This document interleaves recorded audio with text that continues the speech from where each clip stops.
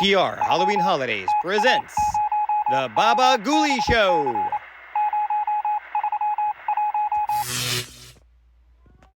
With cartoons from Watchwaddle.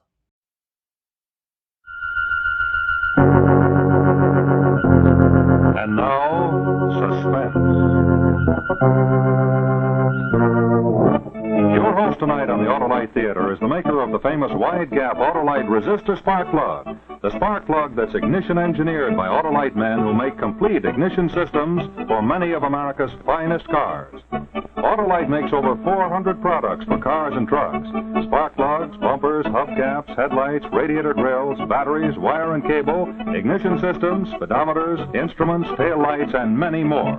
So remember, from bumper to headlight, you're always right with Autolite.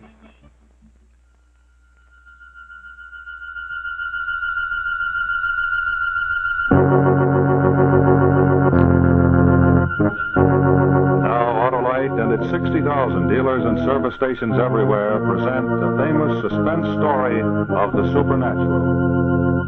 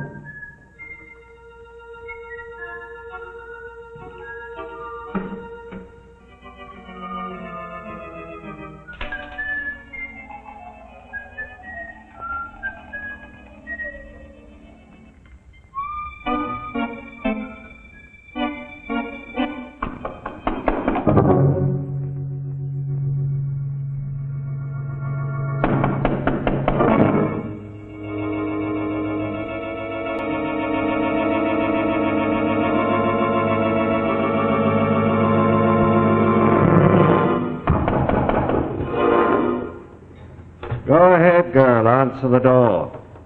Maybe some poor wayfarer.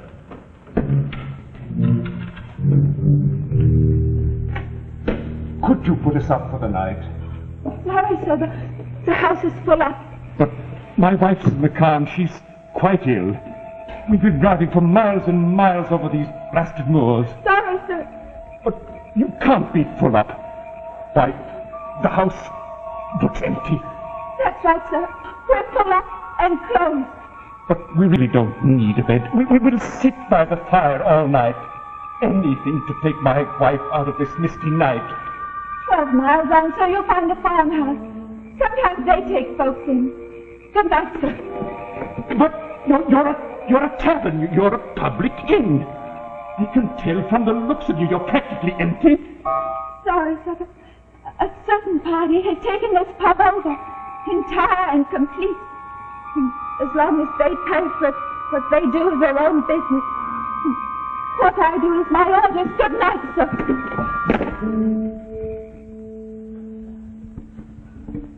How much longer are you keeping us here for, Top? He won't tell you. Never know a thing with the top. He's a quiet one. How long did you rent this here pub for? Your turn, Albert. Will that be all for tonight, then, sir? It's late, you know. You can leave out 3 meat pies and 2 bottles of claret. Yes, sir. And whiskey.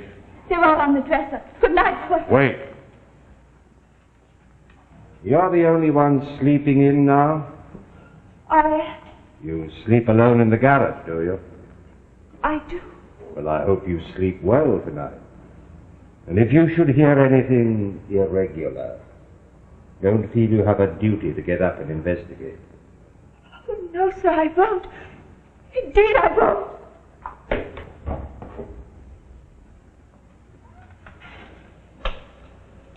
What's the idea, Tom?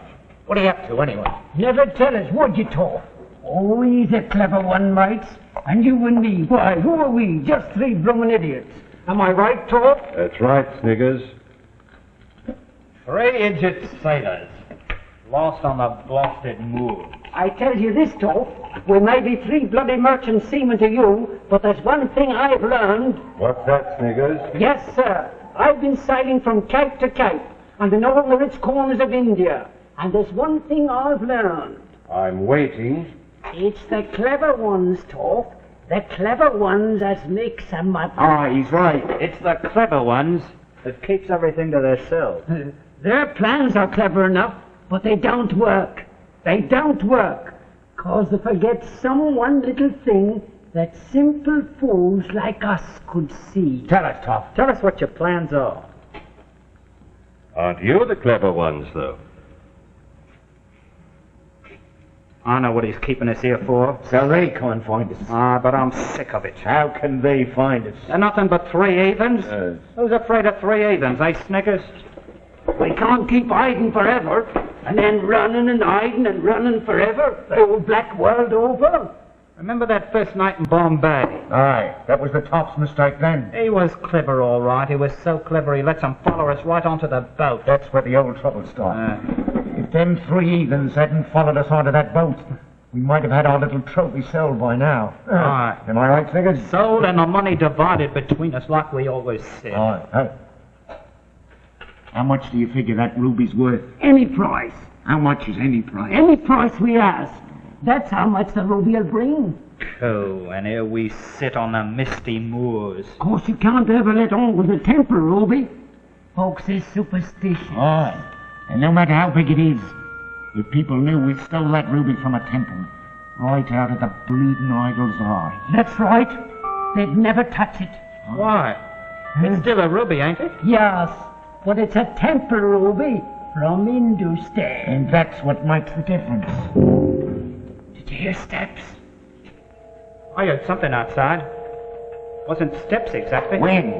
That's all wind. Wind, foggy night. What'd you say, mates? Let's eat them meat pies and drink that claret and that whiskey. Now, will you look who's in a panic now, huh? Alfred, you've seen them 3 heathens.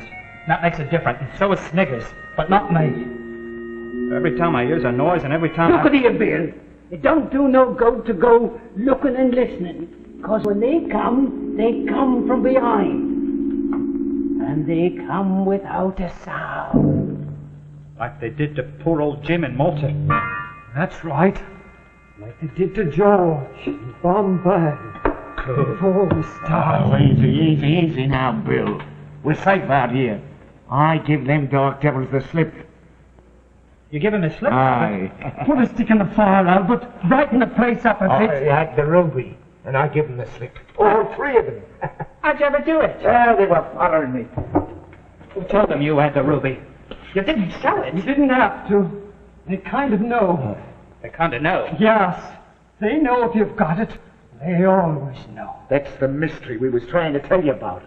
Here they are now, following me down the streets of Hull. I goes up to a policeman and I tells him. And he says, oh, they're nothing but 3 Hindus and they won't hurt me. Why'd you have the policeman arrest them? For what? For trying to get back the ruby we stole? Aye, so I walks through. Then I turns a corner, then I runs. I never sees a corner but I turns it. And I never turns a corner but I runs. And you know the streets of Hull. Well, after 2 hours, I sits and I waits.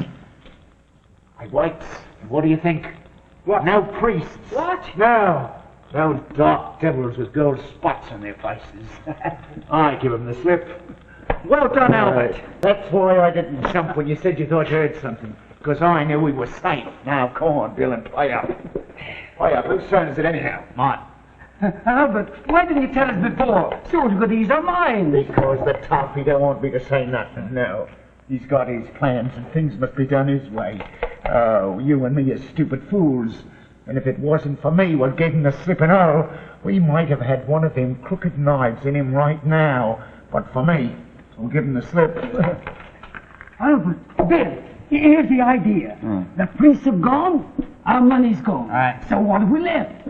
Go on to London now and sell that ruby. Toffee won't come. We'll leave. They won't give us the ruby. We'll take it. You... How? There's one of them. There's 3 of us. We'll take it tonight and be in London tomorrow. Simple enough, ain't it, Bill? Simple enough. Once we get the ruby. Don't worry about that. We'll find a way to get it from them.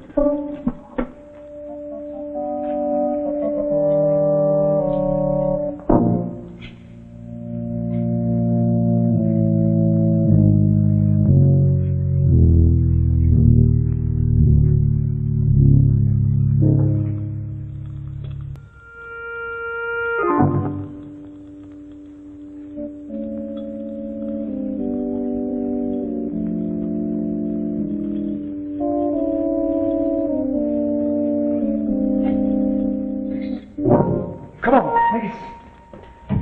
Well, goodbye, old man. We'll see that you get your fair share. But there's nothing to do here. No girls, no dance halls.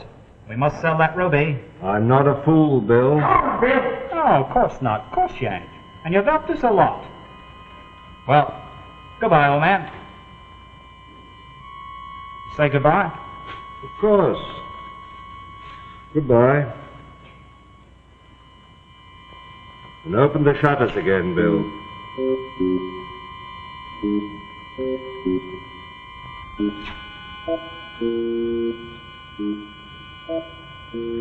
I don't suppose you want the door open, too, do you? Whether the door is open or closed, Bill, it doesn't matter.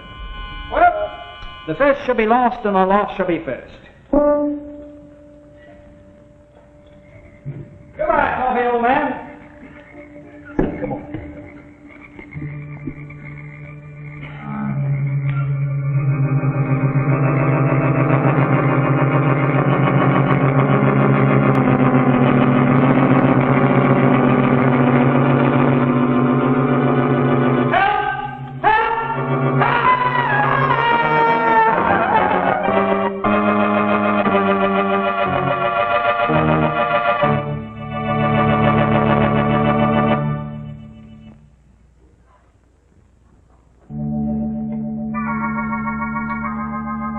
In just a moment, we'll bring you the second act of Lord Dunsany's famous story of the supernatural, A Night at an Inn, starring Boris Karloff.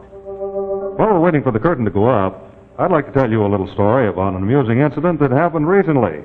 It seems that one of our local luminaries, Marvin, the mystical magician, had gotten himself all duded up for a big appearance over on the other side of town. Now, this Marvin was smooth all right, but you couldn't say the same for his car. It was missing and bucking like the Indian rope trick gone wrong.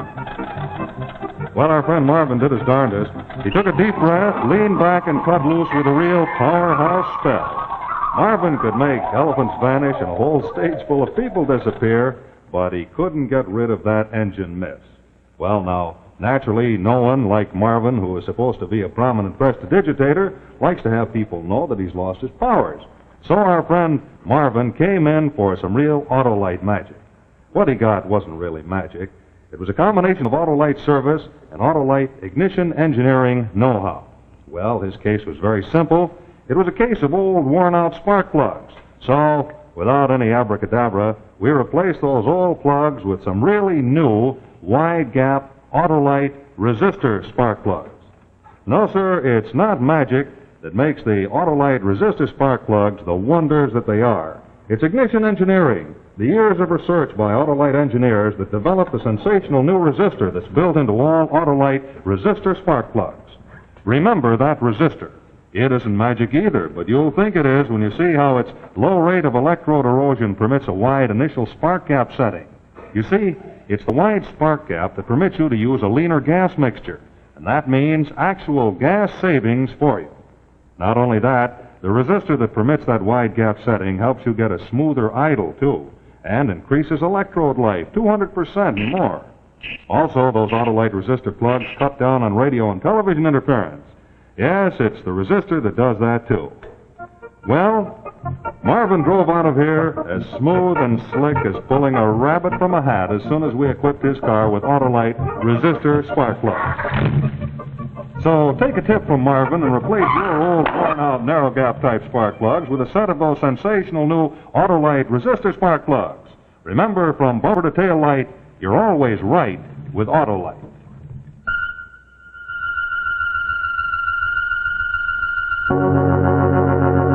Now here is the second act of A Night at an Inn.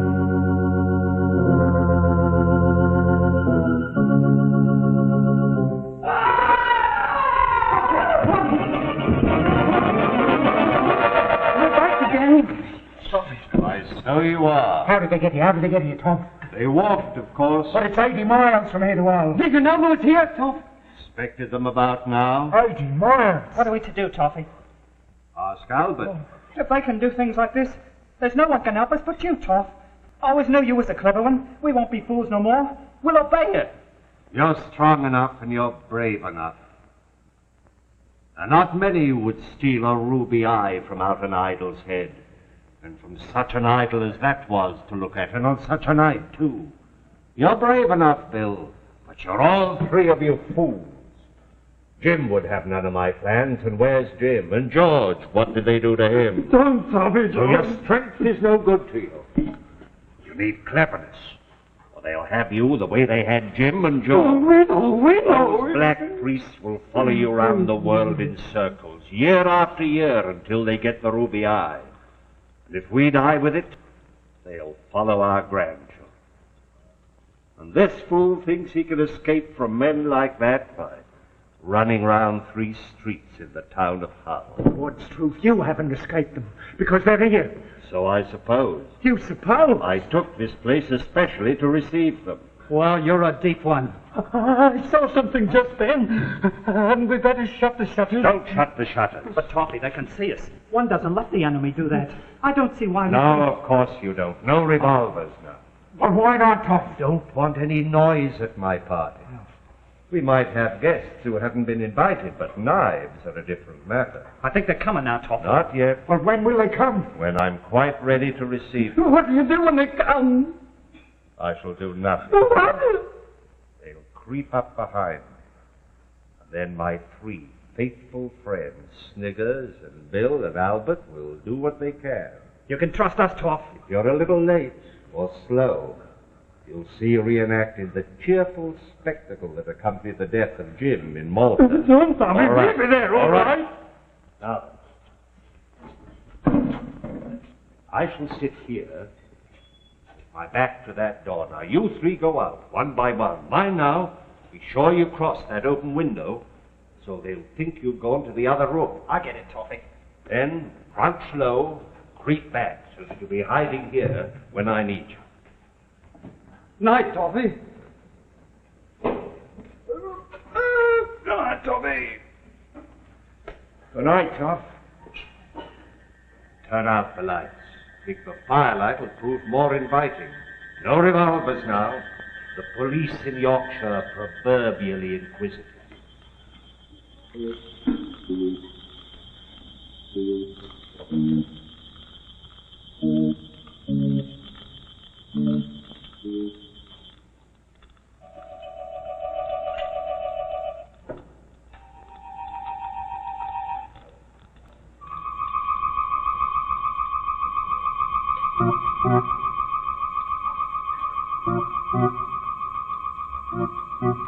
Be ready.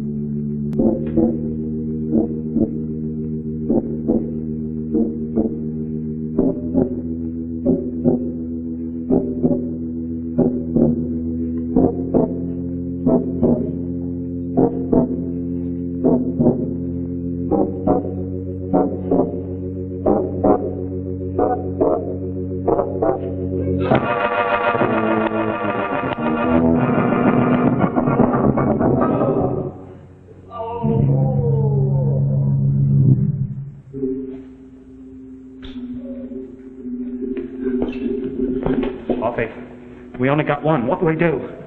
Only one? Yes. Very well. You shall now witness my demise at my Yorkshire residence. I shall be knight, and you'll be ready to receive guests.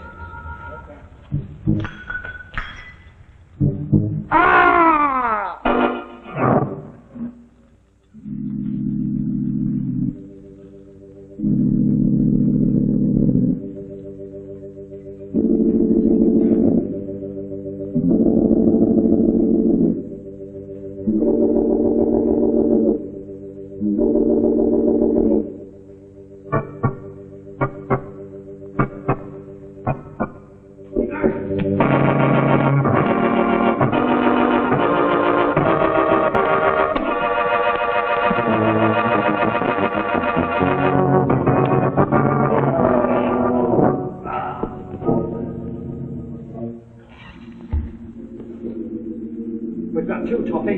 What do we do now? Still enough. Yes. Albert, you get over to the window. Stage a fight with that healer. I know he's dead. But you and Bill are going to resuscitate him. On his feet. Sniggers, help. Keep low, keep low. Out to the window. Quick now, quick. Turn him over. Easy. Hold up.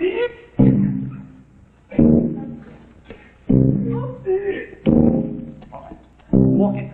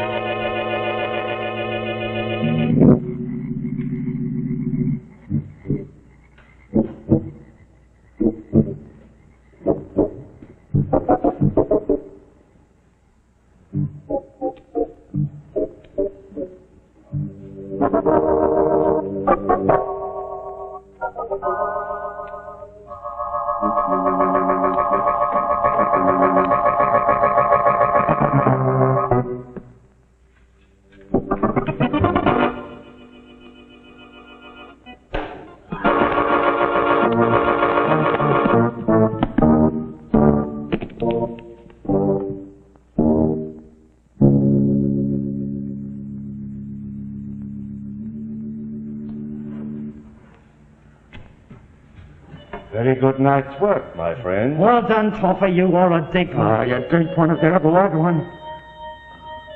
How much is it worth, Toffee? Everything they have in the shop. I'm sure we all ought to be very grateful to Toffee. Well, I just have a knack of foreseeing things. I should think you did. I don't suppose there's anything happens that old Toffee don't foresee. Does it, Toffee? No, I don't think it does, Bill. I don't really think it does. Turn on the lights.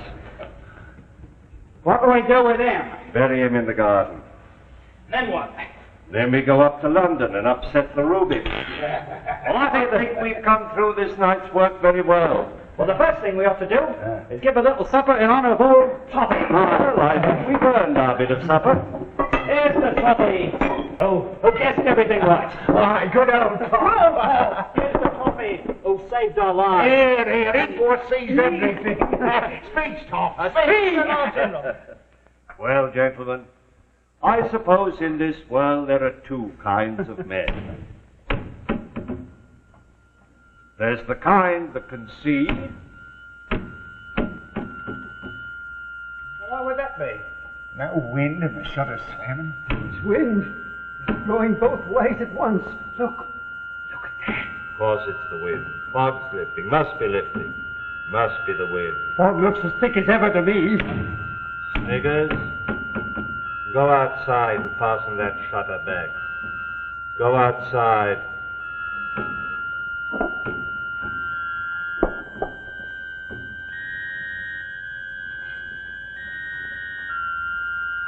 Well, gentlemen, as I was saying, in this world there are two kinds of men. Those who can see and those who can foresee. Now, the advantage of being able to foresee... Stop it! Stop it!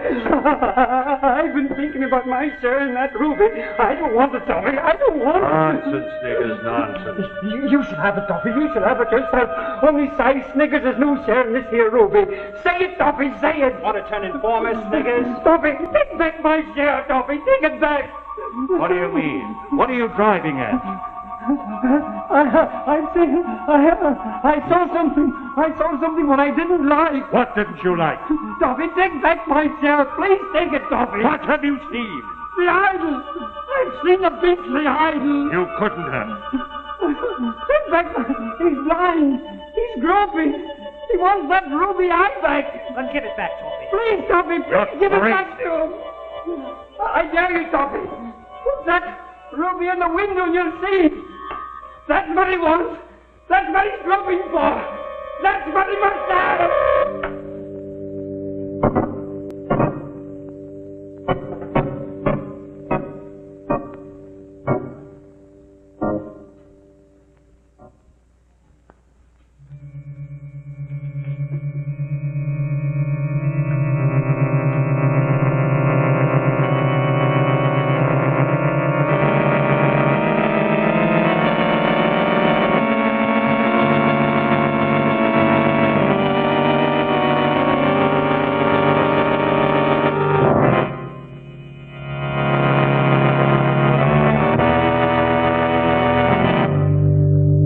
What is it?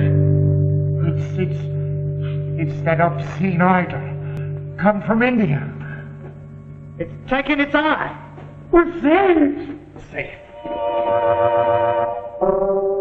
Mr. William Jones, able seaman. Albert. Albert, what is it?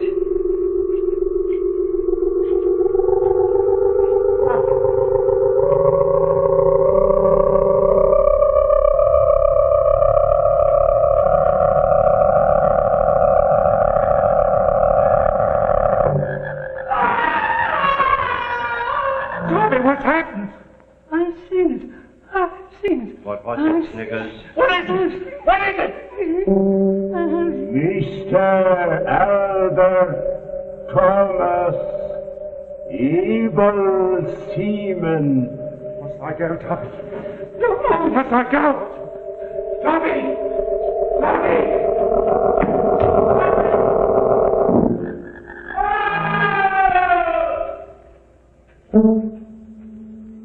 Mr.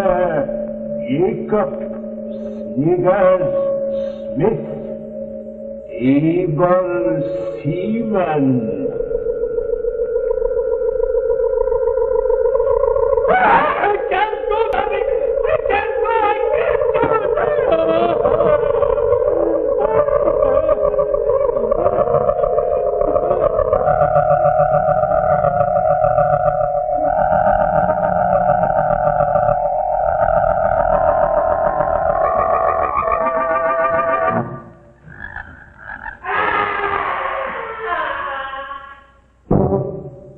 Mr.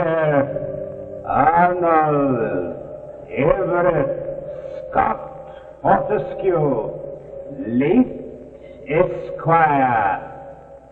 Too late, the Toffee. This I did not foresee.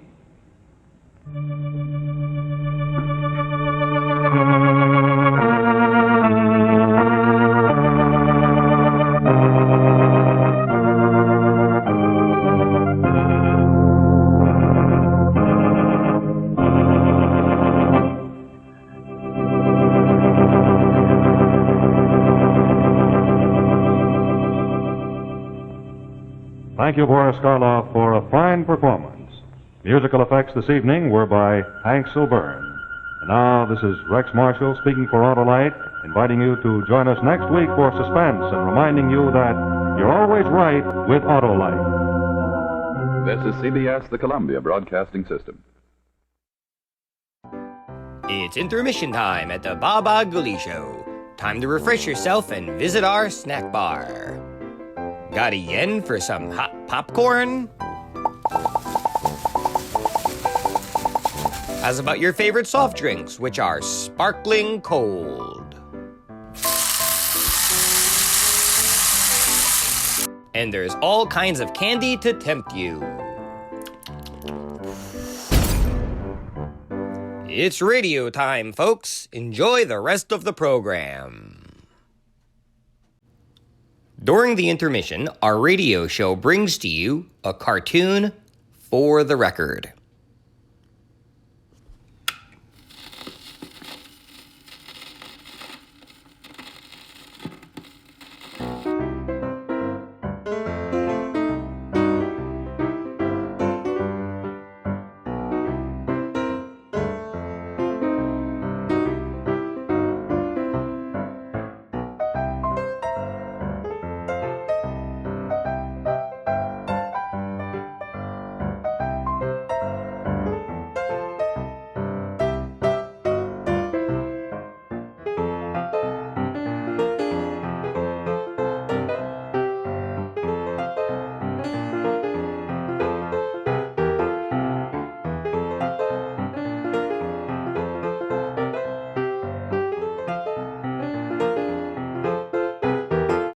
We now return you to our radio show.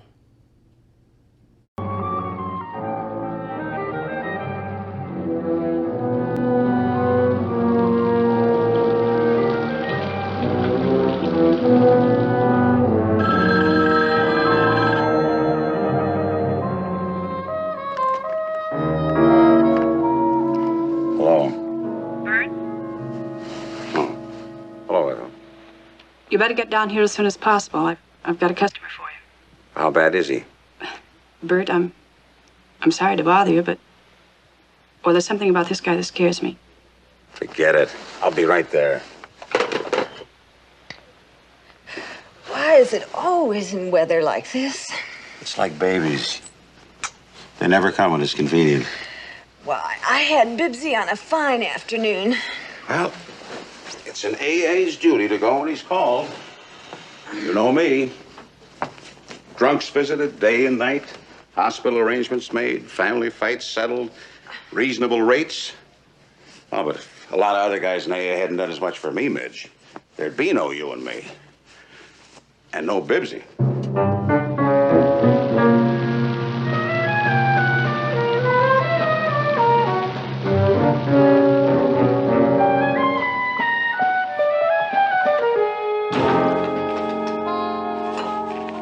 Told you not to drag Doc out. Well, I had 3 hours sleep last night. That's my quota.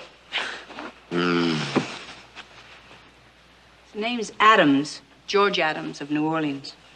Or at least that's what it was in the register. He was plastered when he checked in. how bad, Doc? Not good. He better have enough money to get him into the clinic for a while. It's that or the municipal. Oh, he's loaded. Take a look in his billfold.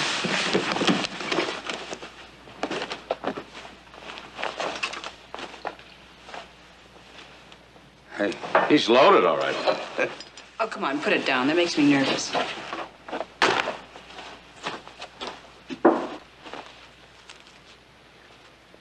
You don't have to worry, Doc.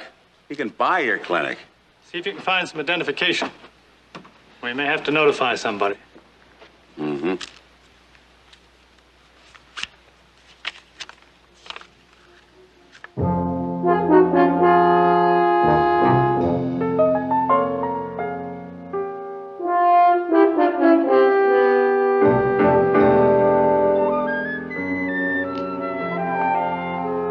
Our friend is in big trouble because his name is Bert Lewis.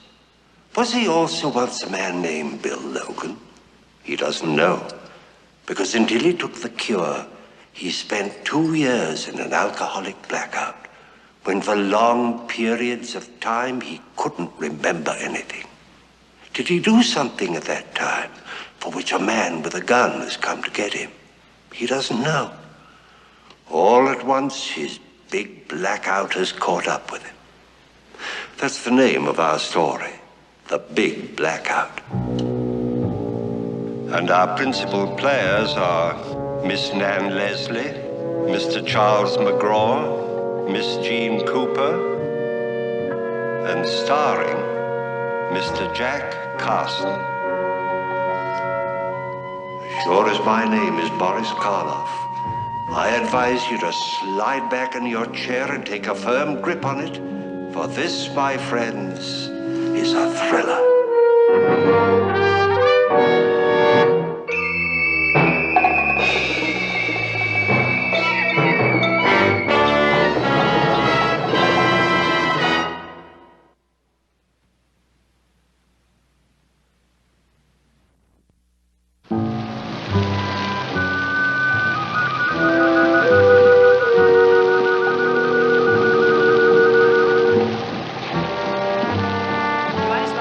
With me till the ambulance gets here.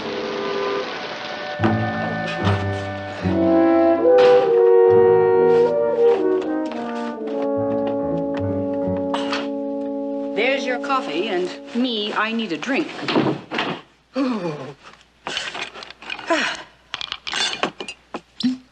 You sure this won't bother you?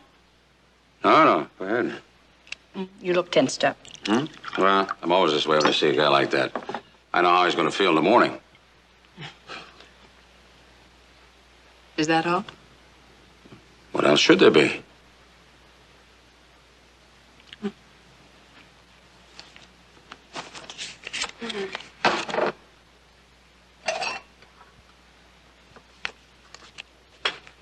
You know, this weather keeps up, I'm not going to be able to meet the payments on the boat.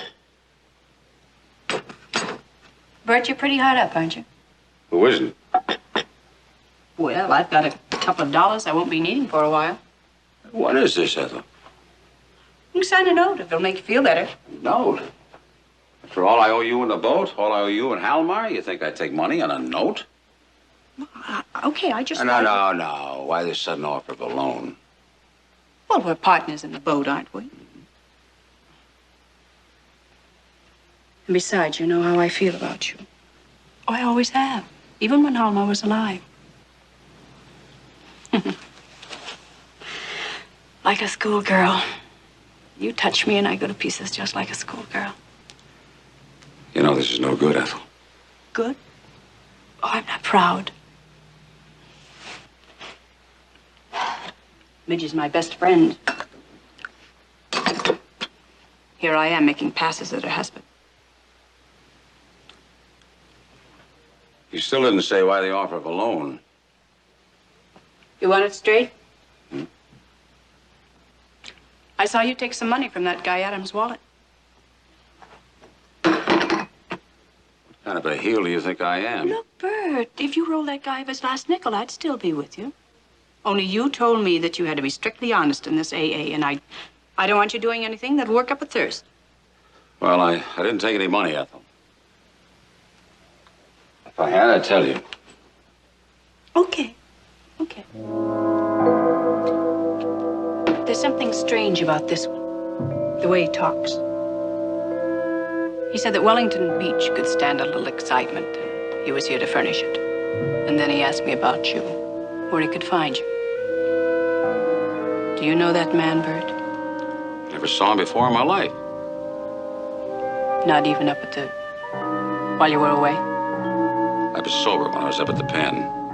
I'd remember if I'd seen him up there since. Before then, when I had those long drunken blackouts,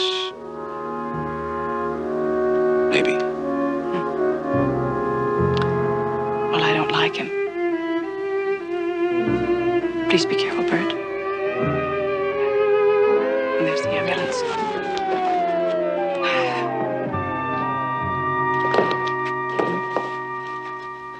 Bert, what happened? You feel like you've got to have a drink, don't you? Bert, listen to me. I'm going to repeat one of the AA lessons you taught me. You're afraid of something. If you keep fear locked up inside of you, it's going to make you try to fight it by drinking. But you can't hide from fear, darling. When the alcohol wears off, you'll still be frightened. You've got to face it. You've got to bring it out in the open. Talk to me about it. It'll be easier for you.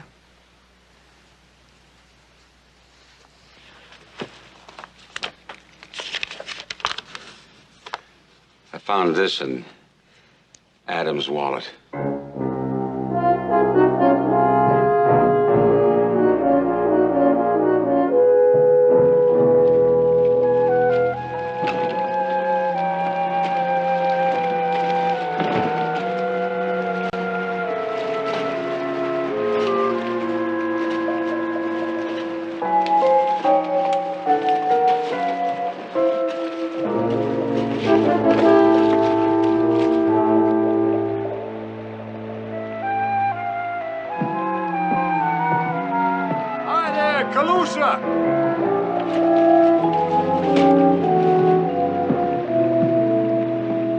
Morning, Captain.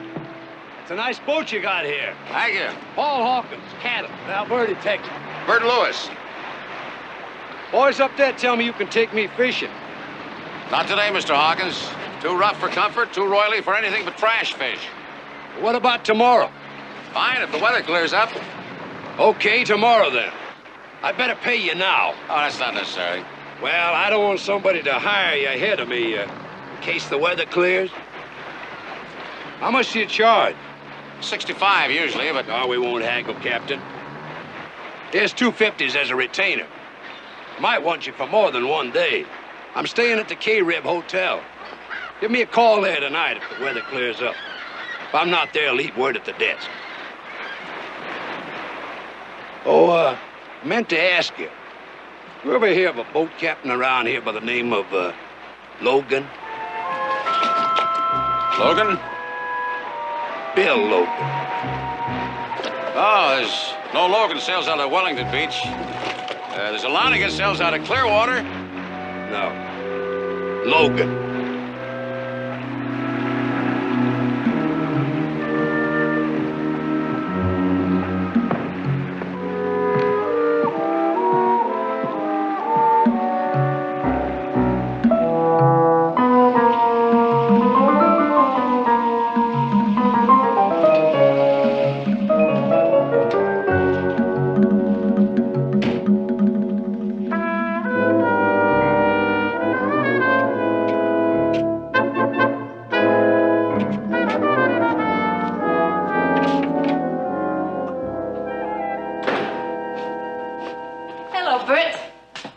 Hi, Sue.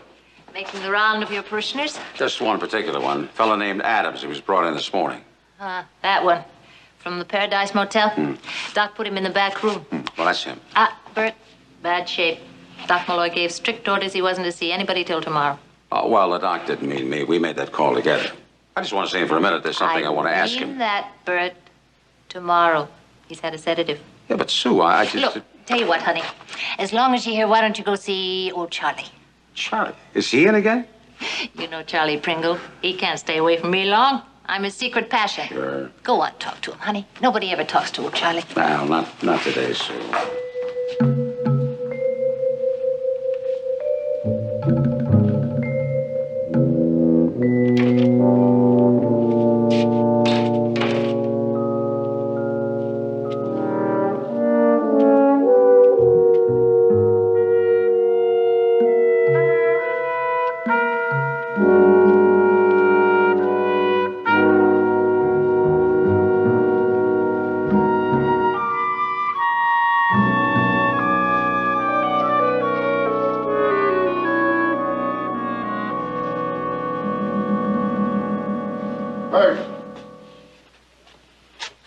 Charlie, how do you feel?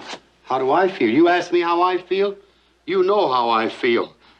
How about steal me just a little nip? No. Come on, Charlie.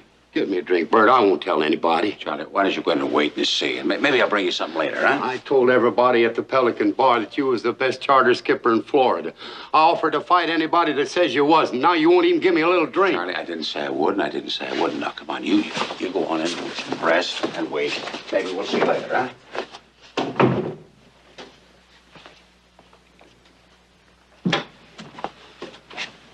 Mr. Adams. Adams, I've got to talk to you. Adam. He's dead.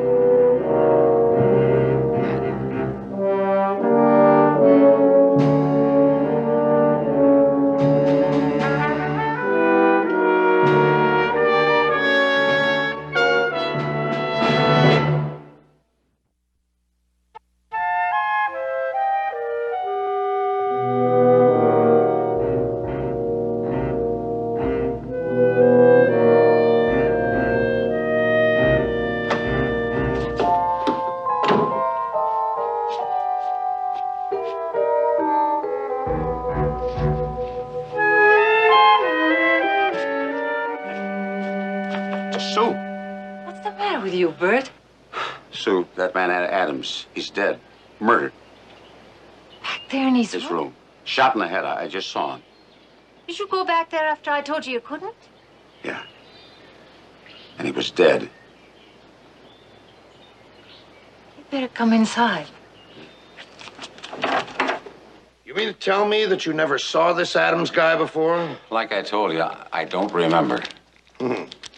Supposing I told you that we found letters on him from you. Then I'd say that you made a mistake. Officer?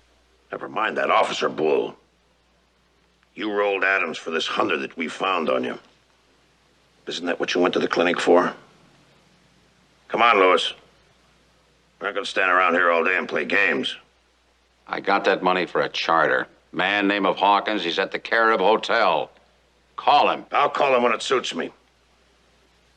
Didn't the nurse at the clinic tell you not to see Adams? Then you did? Now look, Wrights.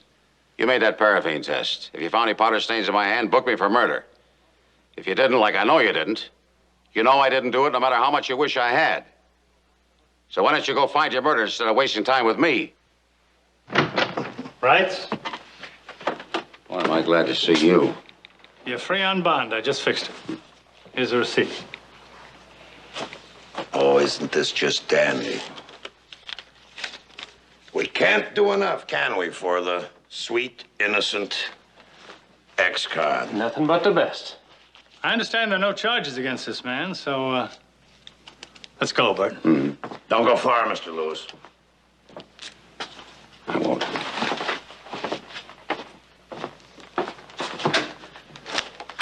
What made a guy like him become a lush? He was married once before. His wife and kid were killed in an auto crash. He went off the deep end. I can understand. Yeah? Well, don't waste your sympathy on that ginhead. See the scar? That's what he did to me when I took him in a few years ago.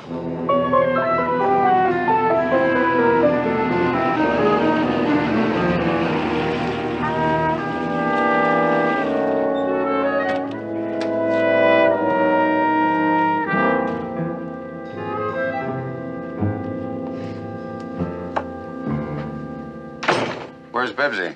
She's taking her nap. Ethel's here. She came as soon as she heard. Hi, Ethel. Hi, Bert. Pretty bad day, huh? Wrights give you a rough time? Could have been worse. Did they give you anything to eat? Not exactly a banquet. I'll fix you a sandwich. Good. How's your drink, Ethel? Listen, don't bother fixing me another one now that Bert told me I think I'll take off. What happened? Somebody shot Adams at the clinic. I found him. They held me for questioning. Doc came up with a bail, so here I am. Why'd they hurry to see the guy? I guess you felt responsible for him, didn't you? Yeah, sort of. Here. Thanks. Well, I wish I'd only called somebody else last night, but I got in the habit of dialing you when I needed help with the drunk. So. He's glad to do it. Listen, I've got to go. Midge, give me a call if you need me for anything, any kind of help, like, babysitting, anything. Thanks a million, Ethel. You've been wonderful. I'll see you, Bert. So long, Ethel. Bye-bye, Midge. Bye. Bert. Baby. Hey. I got a charter. Look. Real money? Yeah. It's real money. Oh, baby, there's nothing to worry about. Well, well.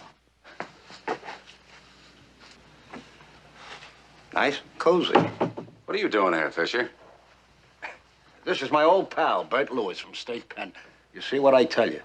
There was no trouble finding him. What do you want? My friend here. He's got something to ask you. He wants to know how are things with Bill Logan. And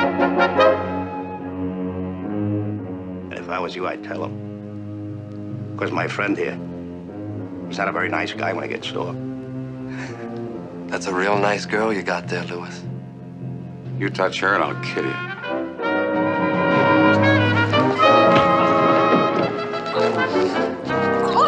You scream. We make hamburger out of you. Sit down. Start talking. We don't have all day. Don't! Shut up. We don't want to hurt him, sweetheart. All we want is for him to tell us how are things with Bill Logan.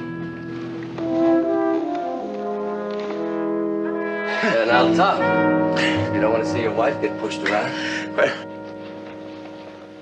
Fisher, look, you got something wrong here. I don't know any Bill Logan. But you must have changed quite a lot since Rayford. You wasn't the guy who would have knocked off Adams then. I didn't kill Adams. No. Nobody never killed nobody. But it still figures. Adams came here looking for Bill Logan. Same as my friend here, right? Well, Somebody got stoned, you knocked them all. So where's Bill Logan? Yeah, what about it? Wait a minute, Fisher. You know Louis Ramirez? Yeah? He's not gonna like this too much. What about Ramirez? I don't know. He was pretty close to him at the pen. You think he's got a call on Louis? I'll show you what I think. I think he's stalling us until... Hold it. They're coming here. Get out the back way.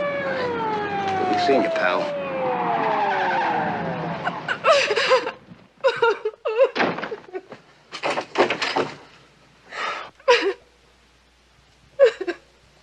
What's going on here? We had company. Easy there. Everything's gonna be okay now. What happened, Lewis? You got me. 2 guys pushed in and roughed us up. They're talking about somebody named Bill Logan. Ever hear about anybody by that name? What about him? All I know is they wanted me to tell them about somebody by that name. Do you recognize him? Might have known one of them. Up at Rayford. What's his name? That was a long time ago. And if it's the same guy, he's a real mean boy. But you didn't recognize him good enough to sign a complaint, huh? Mrs. Lewis. Mrs. Lewis, did you recognize either of those 2 men? Or did you hear your husband call them by name? I don't remember. I was too frightened. But your husband remembers. And he's so scared that those 2 hoods will come back at him that he won't even tell us who roughed up his own wife. Some husband you've got there, Mrs. Lewis. You ought to be ashamed of yourself, Cliff Wrights. You were hateful to him. And to think you went to school together. Okay, honey. And to think he almost killed me once. Don't leave that out. He was sick then. Don't you understand? Don't you understand anything? Midge, go and see if Bibbsy's all right. But... Babe, come on.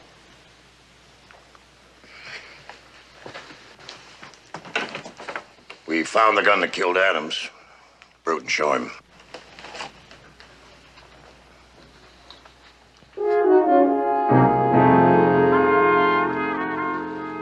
That gun wouldn't be yours, would it?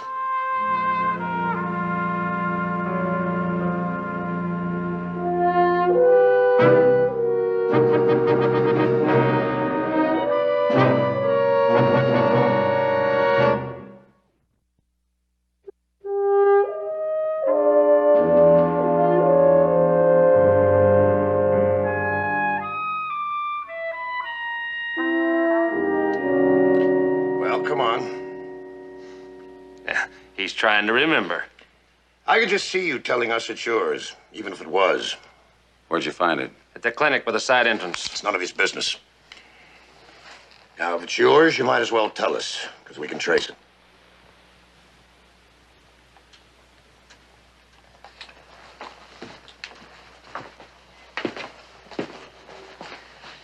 You still won't tell us who beat you up, huh? No. I'll take care of that. Walk easy, fellow. Between those hoodlum friends of yours from Rayford and us, I don't envy you, Mr. Lewis.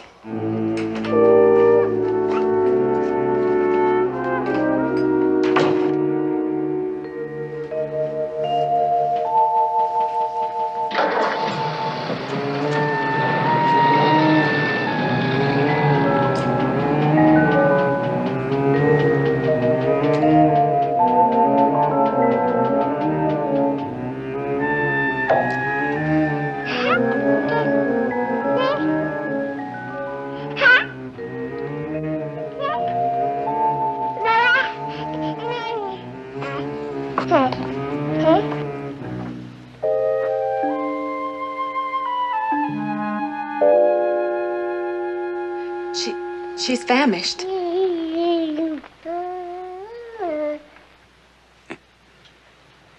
me too. I never did get that sandwich. Coming up. A couple more callers like that, I'd need a drink. I'll get you something to eat.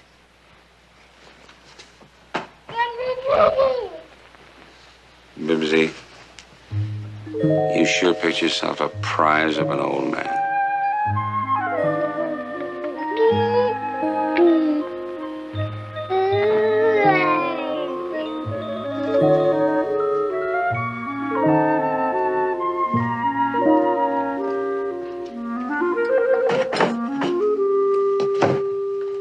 Did that louse hurt you, baby? I was only scared. Now, Midge, you and Bibbsy have to get out of here until it's over. I mean, go and visit your mother for a while.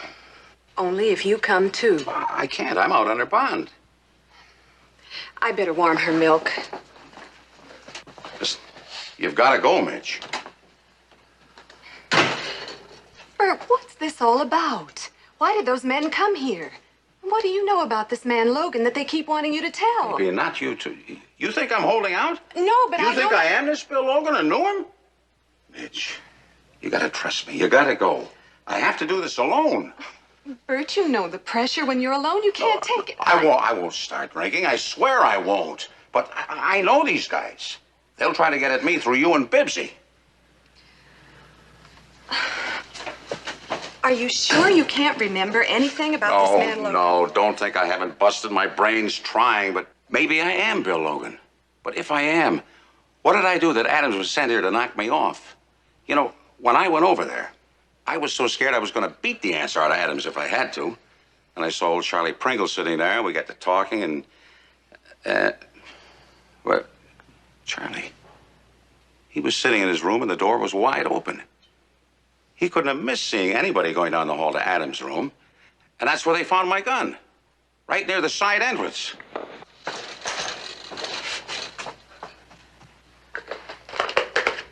Your gun?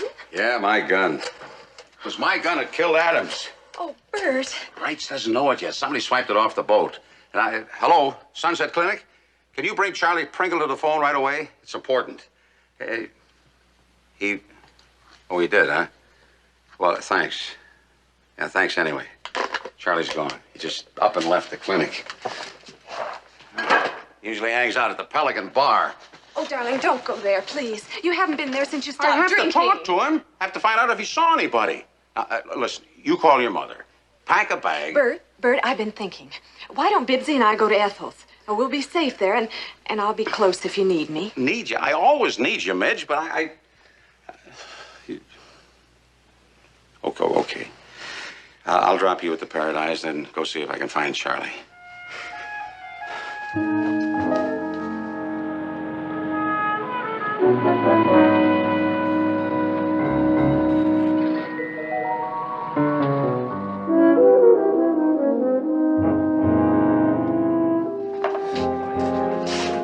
Well, look who's here, boys. Long time no see, Bert.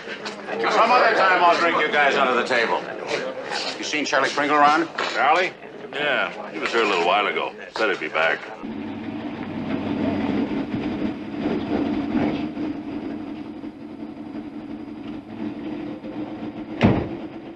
He had to see somebody about some big deal.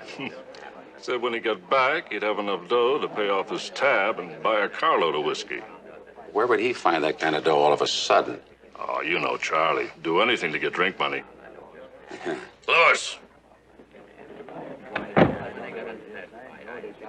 You know you ain't allowed to drink when you're on parole? You need a new calendar. I've been off parole for a long time. Anyway, I'm not drinking. And what are you doing here? Just looking for somebody. Who, some of your friends from the pen? No. Charlie Pringle. Oh, is that a fact? Yeah. So why would you be looking for Charlie Pringle?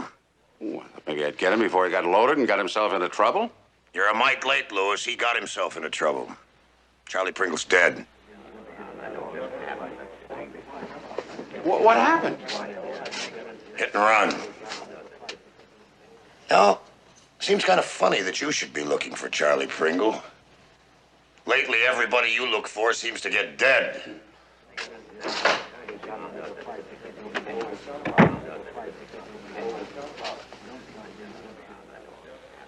Was Charlie loaded when he left here? Loaded? I wouldn't let him have any more on the cuff. He was cold sober. That's what I thought.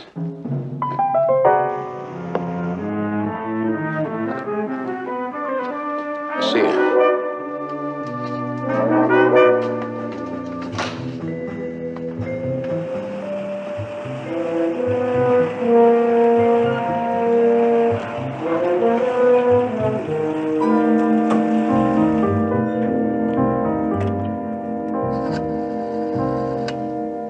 Operator, Tampa 48101. Wellington Beach 387. Hello? Hello, Mrs. Ramirez? You don't know me, but my name is Bert Lewis. I'm over here at Wellington Beach, and it's very important that I get in touch with your brother-in-law, Louis, as soon as possible.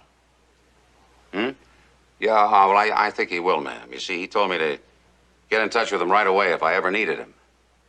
That's right. My name is Bert Lewis, Wellington Beach 387.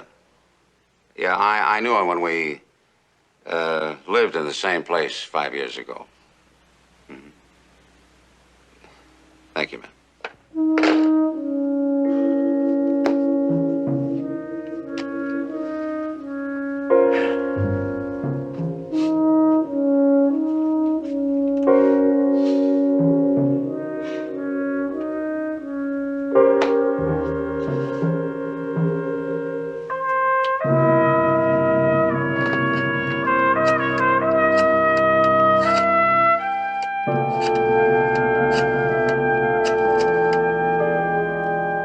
Hotel?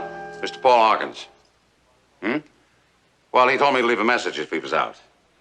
Tell him Bert Lewis said tomorrow morning, 6 o'clock at his boat. The Calusa. C-A-L-U-S-A. Calusa. That's right.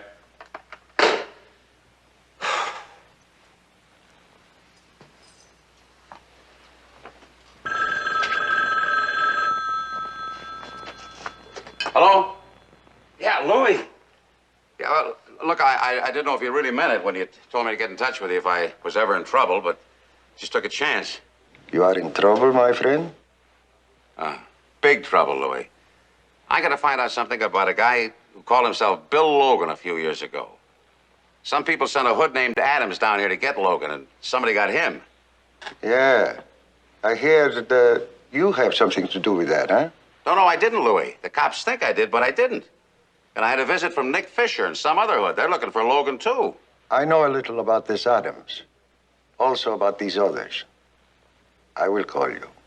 Thanks, Louis.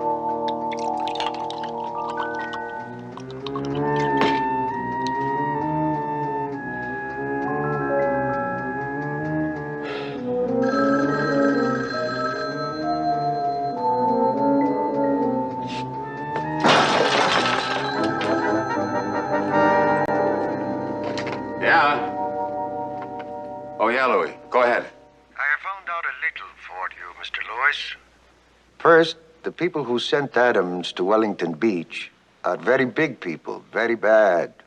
They are in narcotics, Mr. Lewis. Narcotics? Your Mr. Logan is a very bad man, I'm afraid. He smuggled narcotics into this country and double-crossed the people who work with him. Oh, great. They just found out lately about the double-cross. He fakes a hijack.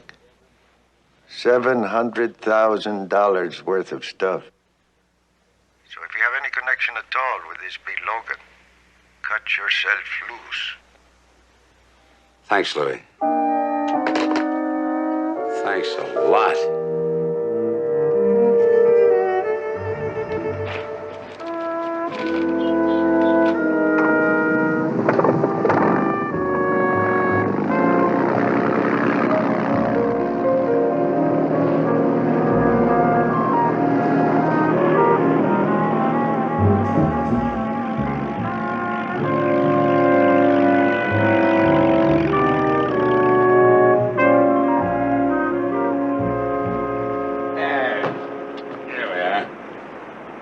This is real nice. Sure hope we get some fish. You know, Captain, I ain't really a fisherman. Captain, I wonder if you gave any thought to what I asked you about yesterday about that man named Logan. Yeah, I asked. Nobody by the name of Logan that sails out of Wellington Beach. Well, this was a few years back. You can tell me to mind my own business if you want to, but just why do you want to find this Logan? He killed my son. You know this for certain, do you? Roy got mixed up in some kind of a racket working on Logan's boat. When he tried to quit, they killed him. I guess Logan thought he knew too much. Well, maybe you got Logan mixed up with something somebody else did. I never gave up hope of finding that rat. You know, I even had agencies working on it. I got a report last week that Logan was running a charter boat down here in these waters, using a phony name. But if Logan's using a phony name... I'll know him when I see him. How's that? Roy sent his mother a snapshot of the boat he was working on with Logan. Now, that louse didn't know his face was in the picture. He came out as plain as a portrait. Have you got that picture with you, Mr. Hawkins? Well, no, I ain't, son. I'm mighty careful of that picture. I put it in the key rib safe. Does he look anything like me? Like you? Nah. Nah, he's a big blonde buzzard. You know, I like you, Lewis. I trust you. I want you to help me find him. Sure will, Mr. Hawkins, but first I think you ought to give me a look at that picture. Yeah, well, maybe I better. K6 KID, calling Calusa. That's us.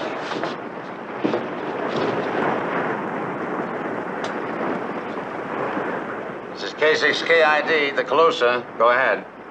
We have an emergency call for you. Hello? Hello? Hello, Lewis? Lewis? This is Lewis on the Calusa. Go ahead. Lewis, Sheriff Wright says to get in right away. It's bad news. Your wife and kid. They've been kidnapped. Hello, hello, Lewis. K6 KID calling.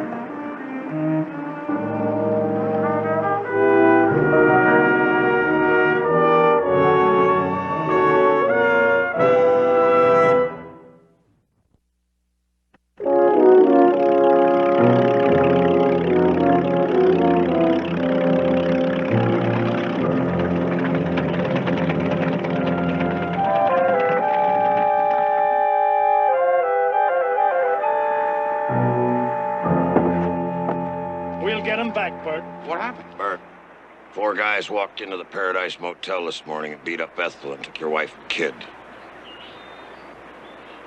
They told Ethel you'd be hearing from. You said not to call us, kill your wife. I'll see you, Mr. Hawkins. Come on, Doc. I'll drive. Wait a minute, Bert. If you need us, we'll be at headquarters. We won't make a move until we hear from you. We don't want to do a thing that'll scare them into harming your family. Thanks, Cliff. You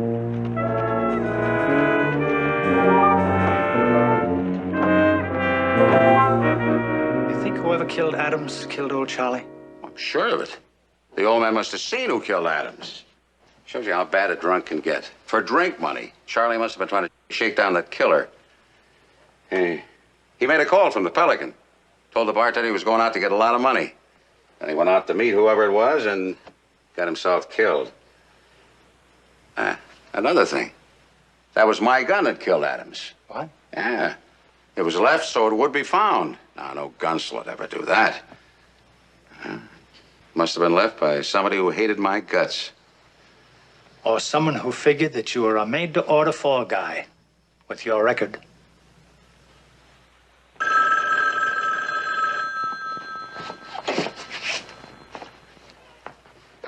Hello? Yeah. Yeah, this is Lewis. Oh, Doc Malloy's with me. Now listen. You drive down to the old racetrack. Drive past the track exactly 1 mile. Then you park. You sit there till you hear what to do next. Got that straight? Okay, I got it. Yeah, I know where it is. I'll be there alone. Okay, I said. No cops, nobody.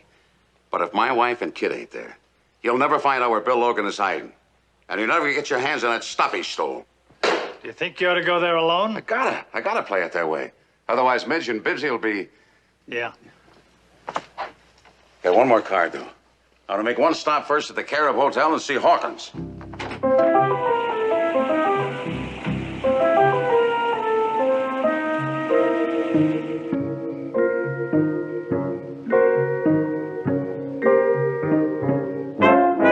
Get up.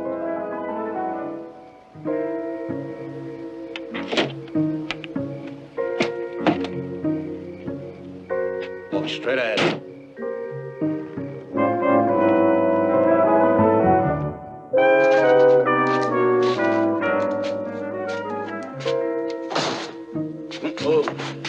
Okay, Lewis, talk to us. Tell us about Logan. Tell us about that stuff he hijacked. I want to see my wife and kid before I say anything. Suppose we already took care of them. What are you gonna do about it? Then you just did yourself out of what's left of $700,000 worth of H. Okay, bring him in. Bert! You all right, Mitch? In good shape, you saw. Take him back inside there. Come on, sit down. Now start talking, Louis. All right, but I got something I want to show you. It's in my pocket. Okay? Yeah, go ahead. Got the man you're looking for? Yeah, that's him. That's Logan. Where is he? Well, that man's dead.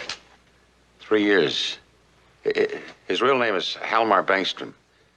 Ethel's husband. Ethel? You mean that dame at the motel? Yeah. You guys been looking for a dead man. You were taken in by his widow. Talk. This guy's a great talker. Well, wait a minute. Halmar stole the stuff. And Ethel must have known where he ditched it, and she wants to keep sitting on that $700,000 that stuff that your boss thought was stolen, hijacked. If that's true, you must have been in on it. Oh, no, Halmar and I were only partners on the boat. He used it when he was working for your boss. We know that. Why do you think we came after you? Well, Halmar and I weren't partners on this deal. You see, those days I was a big drunk. That's how Ethel was able to get me jammed up in it. How do you know all this? Did she tell you? I didn't know it until I got that picture from a guy named Hawkins. And I recognized Halmar, and I sort of all fell into place. You see, when Adams came down here to get Logan, Ethel got him loaded, and then she sent for me like it was a drunk call, you know? And she put a note in his wallet to make me think he was after me.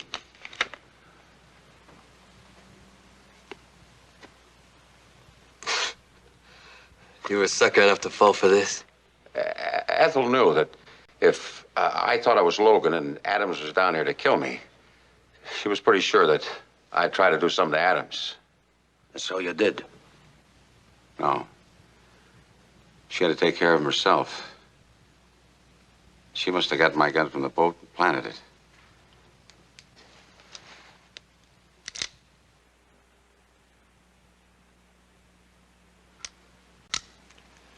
Well, I guess we go talk to the dame.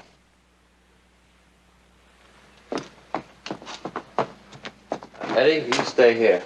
If anybody makes a move, fix them up.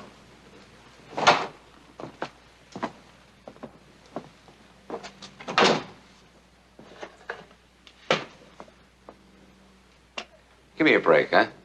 I didn't do nothing. You heard what happened. Sure.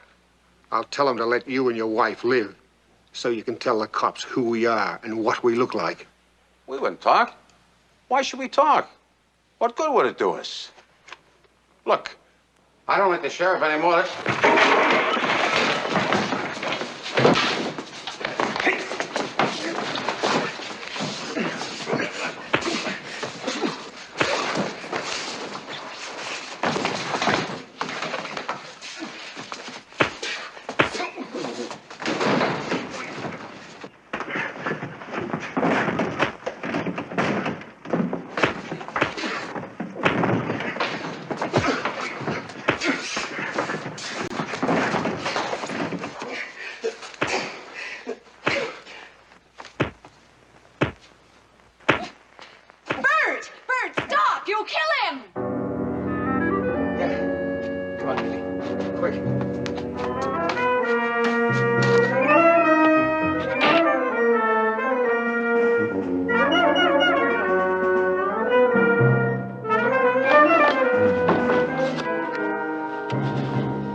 Give me the police. Emergency. Hello, police? Give me Sheriff Wrights. Oh, Cliff, get down to the Paradise Motel. The Hoods have gone there to get Ethel. Yeah, that's right. Call me here at the clinic. What's the matter? You better sit down.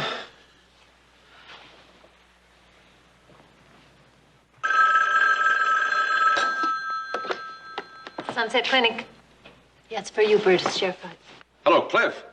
Did you get to her in time? Oh, they did, huh? Yeah. Can she talk? Well, listen, you tell Doc to keep her alive till I get there. He has to. I've got to ask her one question. Yeah. The Hoods were trying to get the truth out of Ethel when Wrights got that it was a gun battle and Fisher and the other one are dead. Ethel? She admitted about the dope. Well, that lets you out. No, it doesn't. There's still something I've got to know. Sue, would you take care of Bibbsy for us? Sure. Oh, swell. And can we use your car? Of course. Keys are in it. Thanks. Come on, Miss.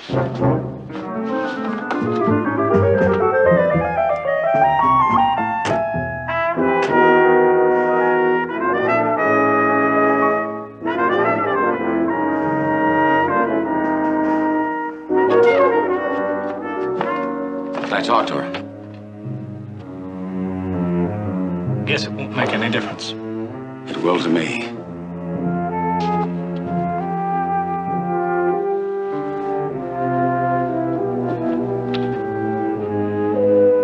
Ethel? Midge, did you know that I was carrying a torch for your husband? Ethel, there's something you've got to tell me. Sure. When I was on the juice, was I ever mixed up in that dope racket with Halmar? At any time? I've got to know. You never had the brains or the guts to get mixed up in a deal like that. Thank you, Ethel.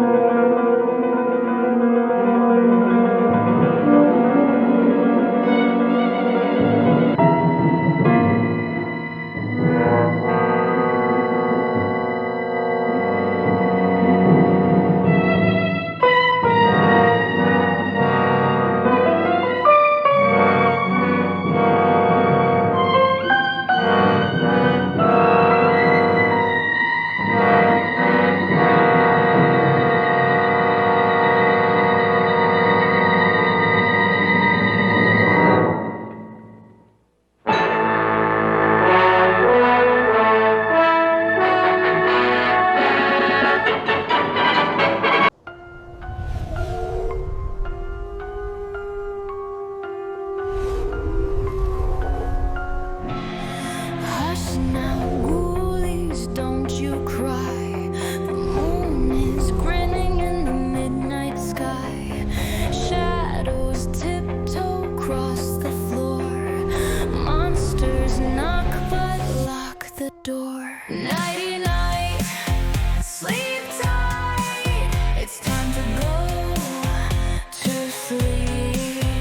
Nighty night, sleep tight. It's time to go to sleep. Ghoulies, close your eyes. Nightmares whisper lullabies. Creeping, crawling, don't you peek. Drift away and go to sleep. Nighty night, sleep tight. Rest under the pale moonlight. Nighty night, sleep tight. Rest under the pale moonlight. Under the bed, what do you see? Glowing eyes stare back at me. But don't be scared, they mean no harm. Just spooky friends with ghostly charm. Yo, Night Robin, Gareth and Jack, Donald and Goodman got your back. The zombies creep but they don't bite. They're just walking in the pale moonlight.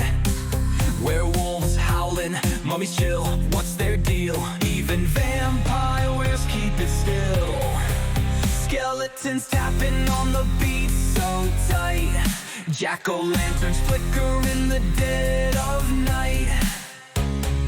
Bats take flight, witches zoom, rocking you to sleep with a boom, boom, boom. Nighty night, sleep tight. Nighty night, sleep tight. Ghoulies, don't you fear. Monsters guard you, always near. Wrapped in cobwebs, soft and tight. Nighty night, sleep